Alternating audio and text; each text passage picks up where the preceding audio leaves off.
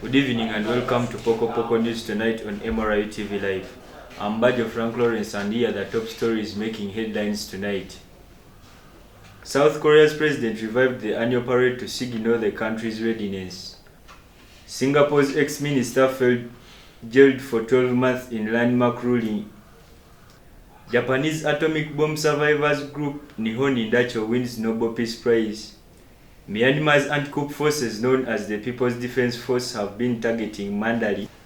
Zelensky says victory plan to end Russia war includes NATO membership.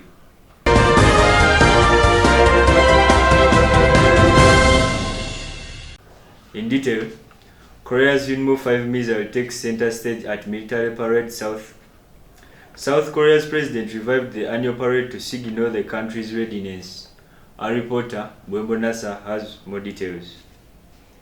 South Korea has shown off its most powerful ballistic missile for the first time in an annual military parade, which signals the country's readiness to respond to northern Korean threats. The Hyunmoo-5, which analysts say is capable of carrying an 8-ton conventional warhead that can penetrate deep into the earth and destroy underground bunkers in the North Korea. South Korea President Yoon said if North Korea attempts to use nuclear weapons, it will face the resolution and overwhelming response of South Korea military, and that will be the end of Northern Korean regime.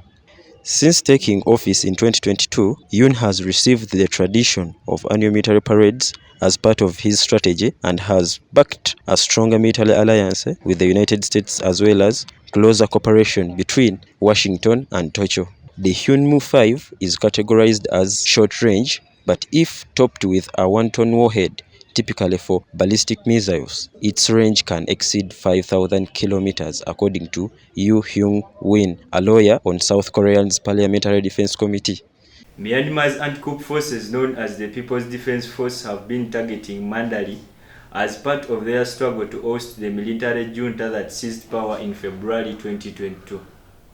Our reporter ADIAH KAKANDE has more details.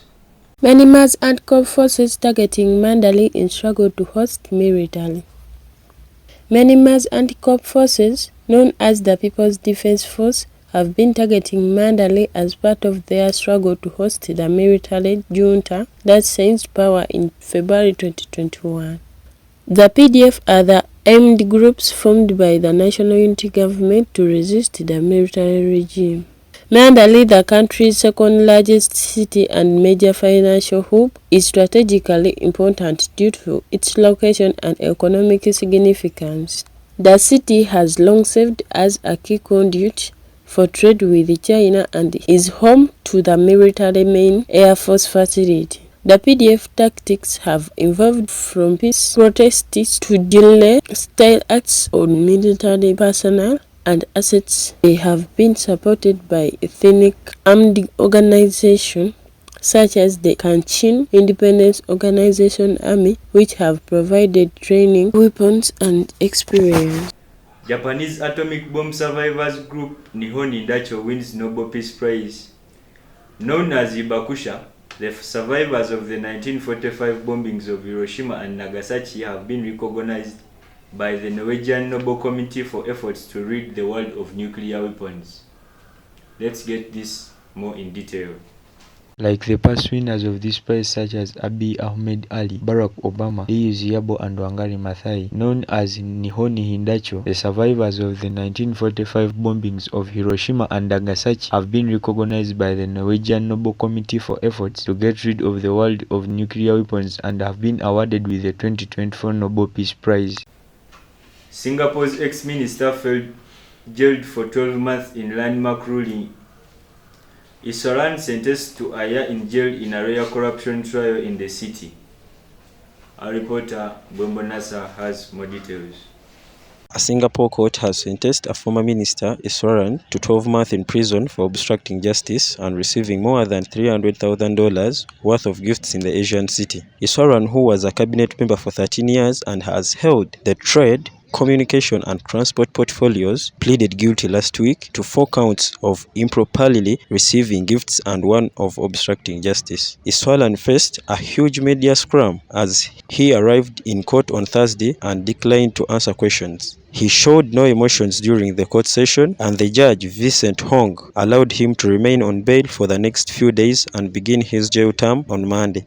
Isaran had initially said he was innocent and he would fight to clear his name, but he pleaded guilty last week to the 5 charges but put before the court. The former minister faced a total of 35 charges, 2 of which were corruption-related, but were later amended to charges of receiving gifts while a public servant.